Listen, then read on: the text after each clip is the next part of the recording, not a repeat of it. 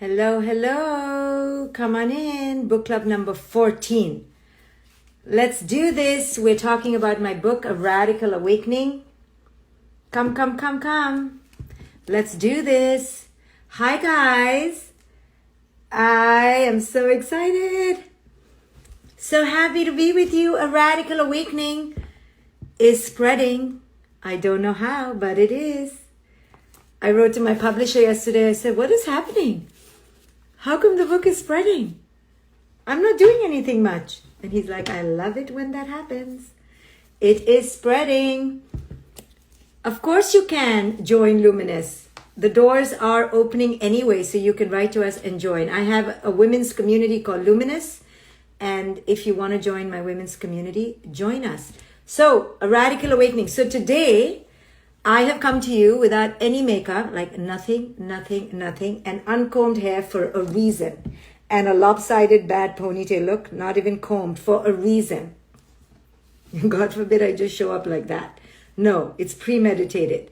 So I was really hot today because it's hot in New York, and I went on a run and I went for a shower, and I just did my hair like this. And then I thought to myself, no, I can't go like this on my live because I'm going on a live.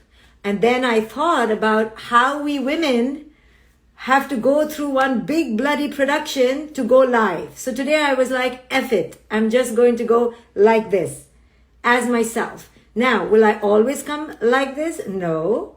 But there's a reason I am like this, because in my book that you should buy, I deconstruct the whole idea of, it's 94 today, yes, the whole idea around beauty. Part 4, chapter 17. Now, if you're a woman out there and you want to lie that you're not affected by the institution of beauty, go ahead. I'm not going to lie. It is a bloody pain in the neck, okay? It is in all our heads. It is in our heads, this whole idea of beauty. Yes or no? And men don't have it like we do. We, oh my goodness, the first thing we ask each other when there's a big something, what are you wearing? Have you seen the guys? I was at a beach recently. Okay, guys over the age of 30, but we women, we're stunning. But we are made conscious of how we look, right? So culture does it to us, and then we do it to ourselves. And can I just say, do you know how many of you women write to me? Are those your real eyes? Are those your real lips? As if I have lips. Are those your real whatever? Is that your real hair? Here, this is all my hair. I hate combing my hair. So I'm getting bombarded. Oh, Dr. Shefali doesn't speak something, whatever, she's fake. I'm sure she's done plastic surgery. I'm sure she's done this. I'm sure she's got a facelift. I'm sure she's put fillers. I'm sure she's done this. And non-stop projection by women. So first and foremost, who does it the worst? The first perpetrators of the beauty culture and the beauty malevolent institution is the woman herself to herself. The woman herself to herself is the biggest perpetrator. The second act of violence we do is woman to woman, sister to sister. The third act is by culture, and then the fourth act is by some man in your life. The man in your life is, let me find a beautiful way of saying this. I can't. The man in your life, I'm going to say it beautifully, okay, is not very invested in how long your lashes are, or how high your heels are, or whether you are wearing a clean t-shirt or you have a nice strapless bra. The men in your life, for the most part, unless he's a super metrosexual guy, is not looking at that. They're looking at other things only. Okay, so we don't dress up for the men in our lives. They will all tell you we're not dressing up for them. We're first dressing up for ourselves, apparently. The first biggest critic is our own internal, bloody, incessant critic tape about ourselves. Nobody is looking behind my earlobe but me. Nobody is looking at this but me, and this, and this, and this, but me. You're the same way if you're a woman. You know that you are your worst critic. So first understand, you are your worst critic. Okay? Next, and this is where it upsets me very much, because I've also done it, so I'm going to own that I've also done it. Who is the meanest to us, guys? We women. We're not nice to each other. And I stopped doing it as much. I think I've stopped, but I don't want to act holier than thou. You know, I have a perversion for acting holier than thou. I hate to put myself on some pedestal. But I'll tell you when I stopped. When I began seeing the projection on me, I was like, man, these women are so mean, you know? You women are so mean. Are those her real eyes? I'm like, yes, these are my real eyes. Like, and then they're commenting on my bloody, every part of my body. Yes, you women. So women, let's not do this to each other. We need to take a pledge of sororal sisterhood, okay? We cannot be mean to each other.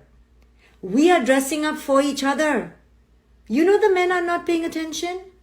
The men are not paying attention about your Louboutins. They don't give a shit. Okay? We're doing it for each other. We want to compete with each other. What are we doing? Why are we competing with each other? When we see a beautiful woman, the first thing we say is, oh, she looks bitchy. Huh? No, she doesn't look bitchy. We're like, she's so arrogant. Huh? No, she's not arrogant. She's beautiful. Period. We have to say something. Oh, you know, people look at me all the time. Oh, she's pretty, fake eyes. Oh, she's pretty, fake boobs. What? Just say she's pretty, period. Or don't say anything. Right? But we do this to each other. You know you do it when you see a gorgeous woman. You're like, oh, she looks like a bitch. No, she doesn't. We just put it on them, no? So this is, my daughter is asking me a question. So we need to see how we persecute each other. Okay, so men, you're right, men are very objectifying. They rate us, right? They rate us constantly. They say that chick is a 2 and a 10. But we shouldn't pay attention. We shouldn't listen to them. They're just primitive. We shouldn't take it in. Yes, men need to stop numbering us. And if anything, we can number them back. But I think it's so stupid, right? But forget the men. Like at the end of the day, we women know we don't really pay attention so much to the men. We are competing with each other. Yes, to get whoever our lover's attention is. If we're gay, it's another same gender. If it's heterosexual, it's the men, right? So at the end of the day, we're competing with each other to get up on the pedestal. And we need to stop that. We need to raise each other up. When the woman comes looking plain, we need to tell them, you're stunning, you're beautiful. When they are looking made up, we need to say they're stunning, beautiful. We need to stop focusing on the look. We need to focus on women's hearts, on their effort, how they wake up in the morning to take their kids to school and congratulate them for even getting there. That's what we need to do. We need to raise each other up. Let's, in our own lives, pledge, okay, as much as possible, to not comment on a woman's looks. You know, I come from India, and I swear to you, if you're Indian or come from a culture like mine, people think it's their job to comment on every part of your body. Oh, your hair is looking so dry. Oh, you're looking a little old. You're looking a little tired. Oh, have you put on weight? I'm like, you freaking bloody bullshitters. Like, do I ask you who you slept with last night? Like, what is this? An inquisition, okay? So now when I go meet people, I tell them right when they see me, I go, no comments on my looks. Do not comment. Good or bad, I don't want to comment. Because this over excessive emphasis on a woman's looks drives us crazy. We women then internalize it and we take it within ourselves and then we oppress ourselves. Good for you. She says, I legitimately could care less how a woman shows up. I just want to hang out and make memories. Beautiful. So hydrate and stay in your lane. Just say, I don't care.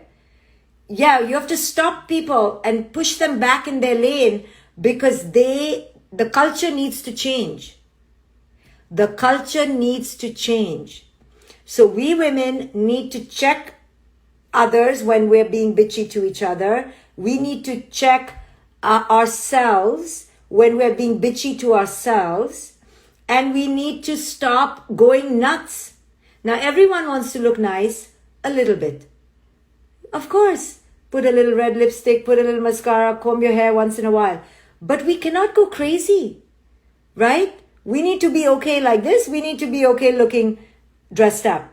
We cannot go crazy, right? And we try to stay away from the body.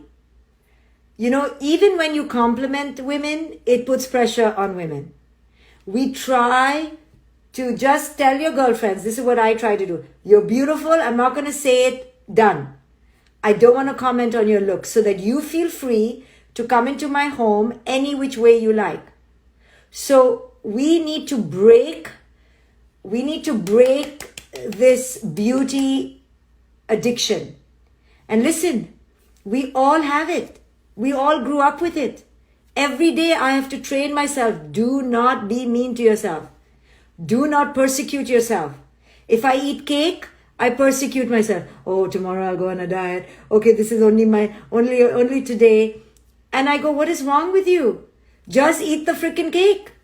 We have such body issues because we've been conditioned and we take it inside. We've oppressed ourselves. So, in my book, by the way, guys, this is not some free book reading. Okay, go buy the damn book.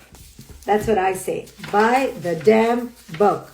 So, in part 4, it's called Cracking the Matrix. Chapter 17, let's go to chapter 17 and let's see what I said about cracking the beauty matrix, the lies about beauty and youth. We believe that our youth should be preserved like jam in a jar. Our skin should stay smooth like whipped cream. Our bodies forever flexible like an acrobatic wonder.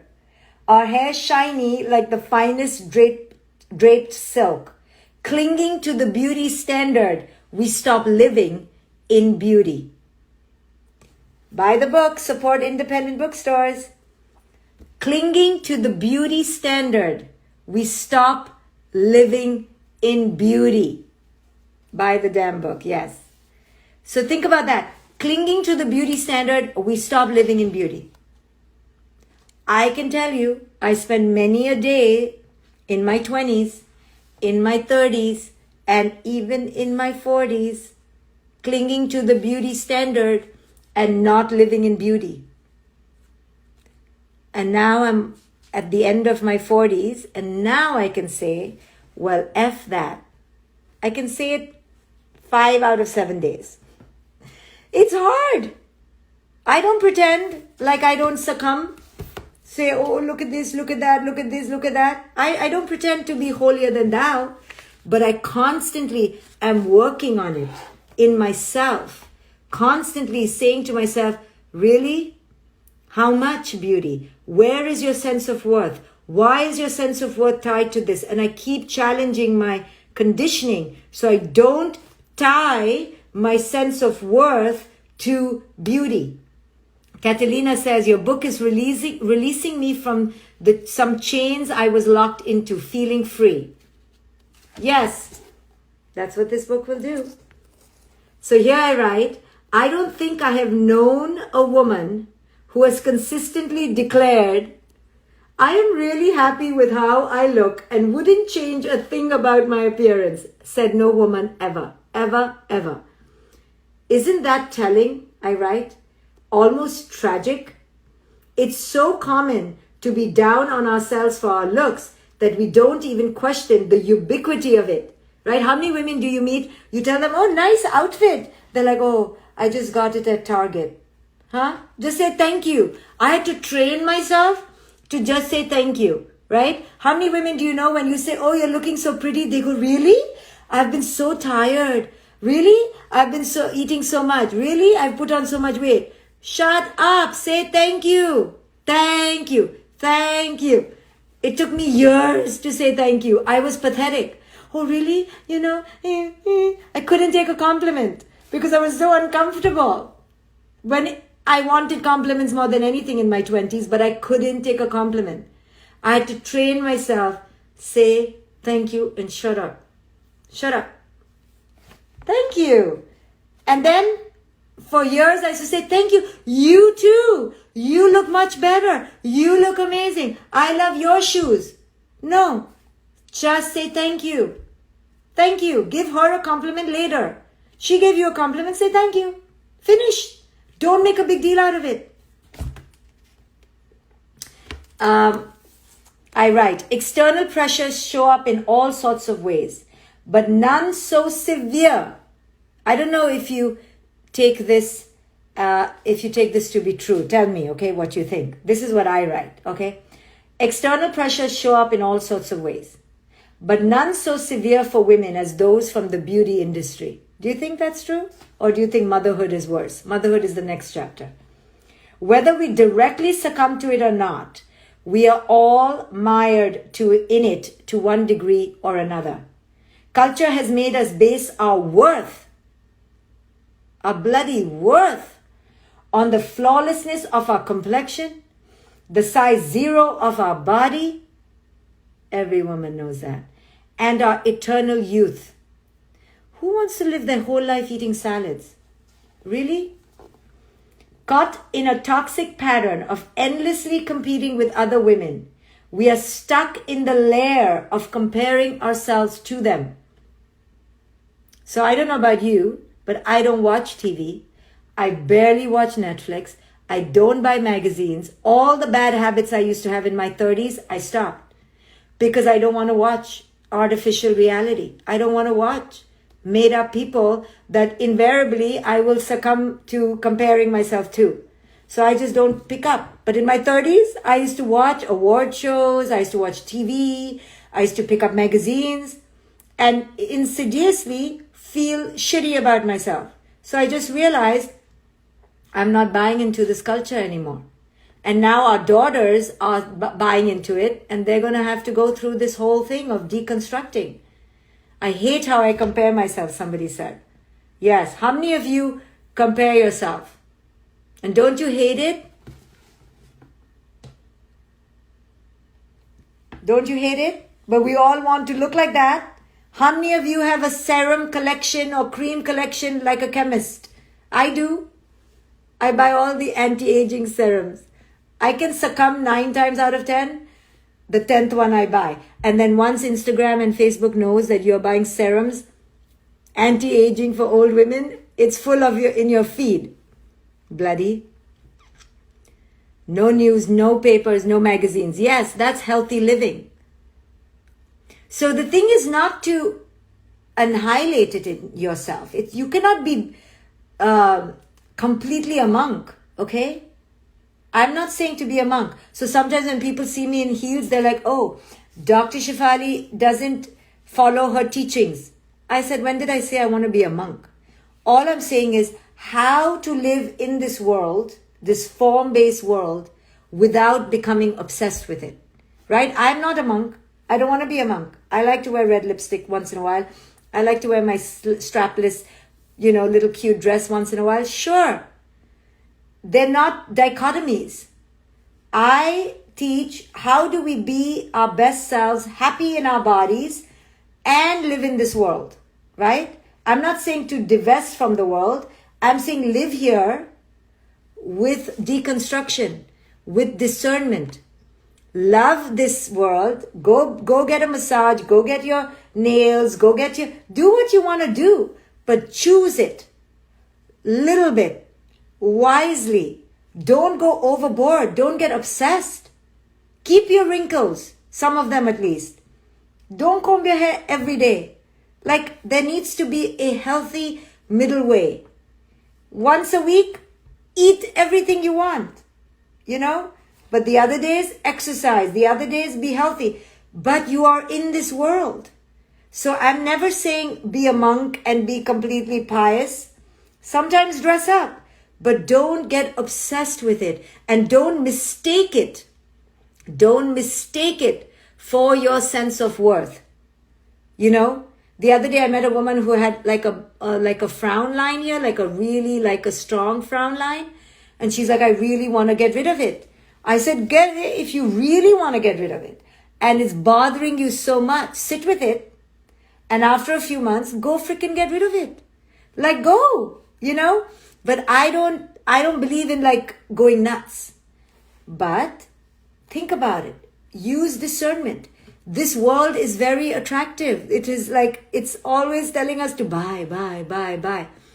Have a healthy distance. Have clear strategies. Like, I don't watch TV. I don't buy magazines. I will watch very little Netflix. I don't watch award shows because I don't want to get trapped in this comparison game. So know what your traps are. Like an alcoholic stays away from the bar, stay away. Know what your internal criticism sounds like and work on it. I have loads of cellulite, okay? But I am proud of it now. In my 30s, I wanted to hide it. I wanted it sucked out, like give me a machine to suck it out, please.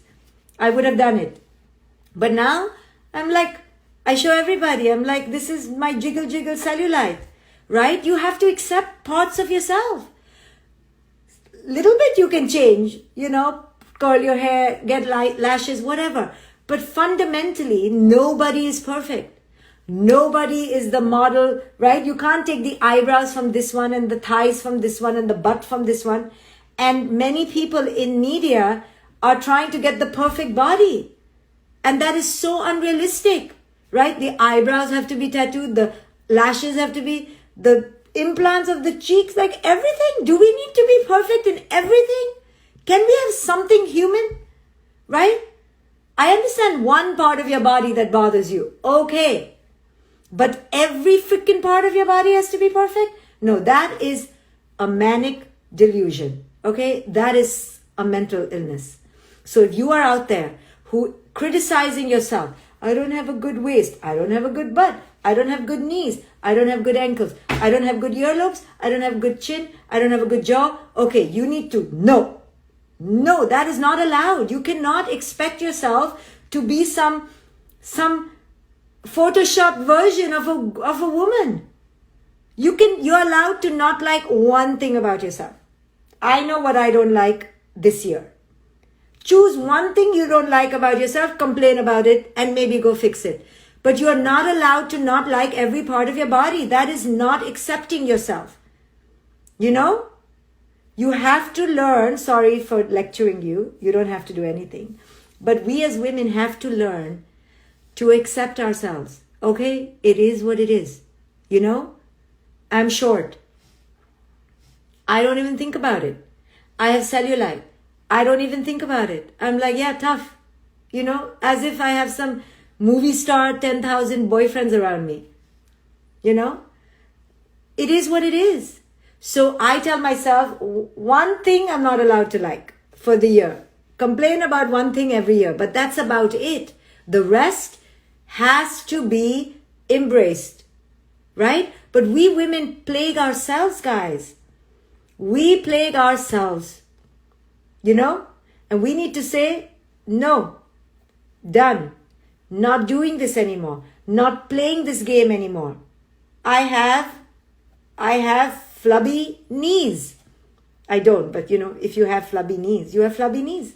Who gives a shit? The other day I met a woman who had varicose veins.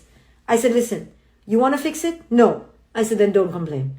Finished. We're not going to spend our beautiful life bitching and moaning about not being perfect. Somebody asked, where did I get my t-shirt? This is my t-shirt in my company.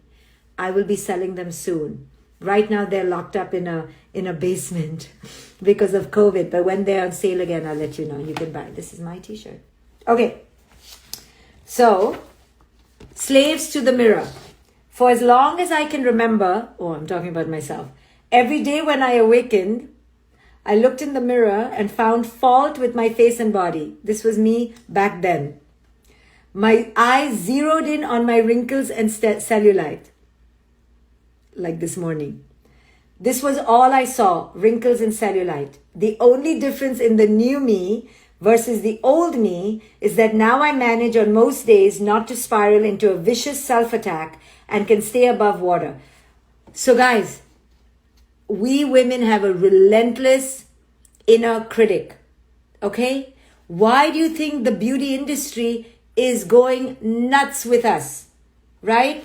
Fake lashes, eyebrow tattoos, lip tattoos, fillers. You know, who's this woman, this actress, Justine Bateman? She has written a book, I think, on the face. How much junk we want to do to this little real estate. Just this, right? Only women. Men are not doing that. Men are not looking at their faces bloody. They're not looking at their hair bloody. They're not looking at their paunches.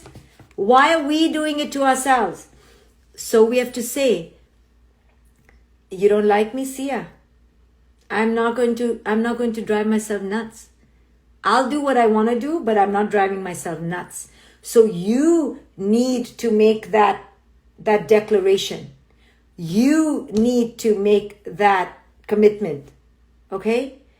Butt implants, hip implants, boob implants. Okay, if you want to do it and it makes you happy, okay. But there has to be a stop button. It cannot be everything. When somebody wants to have everything, that's a sickness. Okay? That is a sickness. It's like wanting to eat every dish every day. Cannot do it. Right? Women are taking out their ribs right now to have a little waist. For whom? Who are we doing this for? Who? You have to ask, why am I doing this? Who am I doing it for? Why am I torturing myself? The day is beautiful. The sky is blue. The moment is now. Why am I wasting my time? A little bit I understand. Okay, we have to succumb a little bit. Okay, we live in culture. But one year, one criticism. That's my thing. For this year, I know what I'm upset about. But every year I can bitch about something about myself. But that's about it. It cannot be more. So this is it. Okay. So let me see. The colonization of beauty. I talk about the colonization of beauty. There is a standard of beauty that has colonized the world at large. It hyper-focuses on white skin, young skinny bodies, light eyes, and blonde hair. Sorry. The preferred shape of the body has gone through many iterations over time. Some decades preferring flat-chested, bony bodies, with other decades showing proclivities for buxom and curvy bodies. Regardless, the skin needs to be light. The lighter, the better. And the younger, the better. This standard of beauty has plagued women, young and old, crucifying us with its unrelenting parameters.